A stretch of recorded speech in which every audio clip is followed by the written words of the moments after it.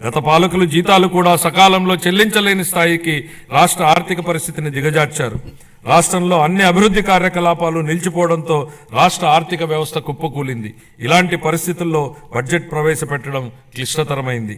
కౌటిల్యుడు అర్థశాస్త్రంలో చెప్పినట్టు సామాన్యుల సంతోషమే రాజు సంతోషం, వారి సంక్షేమమే ఆయన సంక్షేమం. రాజు తన వ్యక్తిగత ప్రయోజనాలు, సంక్షేమం గురించి ఎన్నడూ ఆలోచించకూడదు. ప్రజల ఆనందంలోనే తన ఆనందాన్ని పొందడానికి ఎల్లప్పుడూ ప్రయత్నించాలి. నందరాజ వంశపు దుర్మార్గపు పాలన తర్వాత సుసంపన్నమైన మరియు న్యాయపాలనను స్థాపించడంలో చంద్రగుప్త మౌర్యుడికి కౌటిల్యుడి మార్గదర్శకం వహించినట్లే గత ప్రభుత్వ పాలనలోని విధ్వంసకర విధానాల తర్వాత గౌరవనీయ ముఖ్యమంత్రి గారు పారదర్శక, సంక్షేమం మరియు శాంతి భద్రతలతో కూడిన పాలనతో ప్రగతి పథం వైపు నడిపిస్తున్నారు. మన రాష్ట్ర పునర్నిర్మాణం కోసం ముఖ్యమంత్రి గారు నిరంతరం శ్రమిస్తున్నారు. మన రాష్ట్రంలో లభ్యమవుతున్న మౌలిక సదుపాయాల అవసరాలను బేరీజు వేసి కొత్త ఆర్థిక వృద్ధి అంశాలను గుర్తించి కొత్త విధి విధానాలతో రాష్ట్ర పురోగమనానికి కావలసిన విధానాన్ని సంస్కరణలను తీసుకువచ్చారు.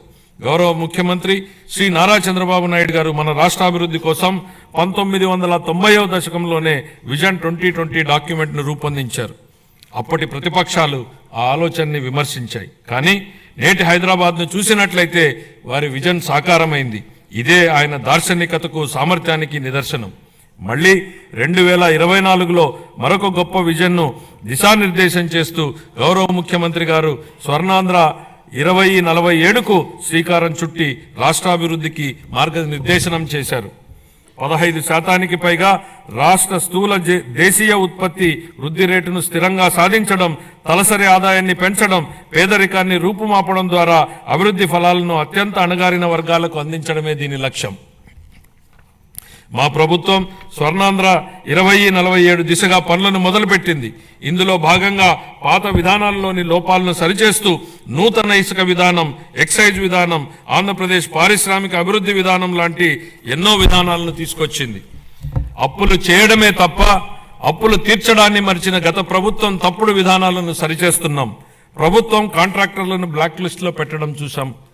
కానీ గత పాలకుల విధానాల వల్ల ఆంధ్రప్రదేశ్ ప్రభుత్వాన్నే కాంట్రాక్టర్లు బ్లాక్ లిస్టులో పెట్టి పనులు చేయడానికి ముందుకు రాని పరిస్థితి ఏర్పడింది. ఈ పరిస్థితి నుంచి రాష్ట్రాన్ని తప్పించాం. 24 నుండి రాష్ట్ర ఆర్థిక వ్యవహారాలను సమర్థవంతంగా నిర్వహించడం ద్వారా రాష్ట్ర ప్రభుత్వాన్ని గాడిలో పెడుతున్న విధి విధానాలను ముచ్చుకు కొన్ని తెలియజేస్తున్నాను.